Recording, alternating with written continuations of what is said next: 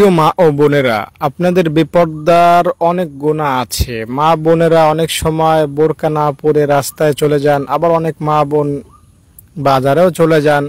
দেখা যায় বোরকা পরে রাস্তায় গেল, বাজারে গেল, ঘরের মানুষের সাথে পর্দা করা হয় না। যেমন আশেপাশের প্রতিবেশী যারা আছে তাদের সাথে আপনার এতদিন দেখা সাক্ষাৎ ছিল, এখন আপনি ভালো হতে চাচ্ছেন, গুনাহ মাফ করতে চাচ্ছেন, তো এর কোনো উপায় আছে কি? হ্যাঁ, উপায় আছে মা বোন।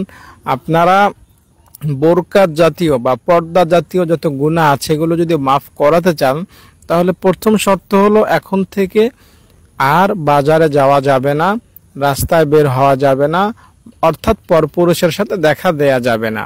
যদি এই শর্তটা মানেন তাহলে আমার একটা পরামর্শ আছে, যদি ওটা মানতে পারেন, সারা জীবনে আপনার ছোট থেকে যতদিন যখন আপনি প্রাপ্তবয়স্ক হয়েছেন, মানে যখন থেকে আপনার পর্দা করাটা ফরজ ছিল, তখন থেকে আজকের এই 2025 সাল পর্যন্ত যত গুনাহ আপনি করেছেন পর্দা জাতীয়, পরপুরুষের সাথে দেখা দিয়ে কথা বলে, সব গুনাহ আল্লাহ মাফ করে দেবেন।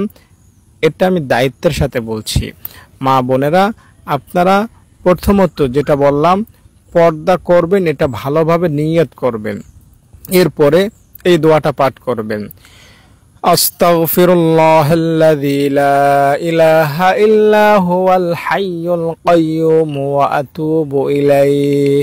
দোয়াটা একবার পাঠ করবেন এবং এই নিয়তে পাঠ করবেন যে এখন থেকে আমি ভালো হয়ে যাব, আর কখনো বেপরদায় বের হব না, রাস্তায় যাব না, বা পরপুরুষের সাথে কথা বলবো না।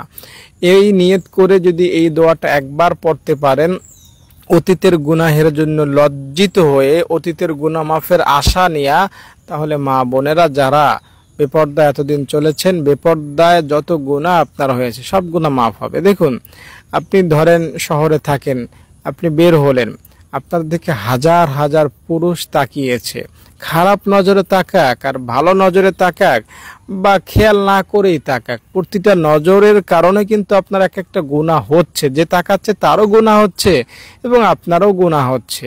রাস্তায় বের হলেই যে আপনার দিকে খারাপ নজরে তাকালে আপনার গুনাহ হবে, বা যে খারাপ নজরে তাকাবে তাহলে তার গুনাহ হবে না।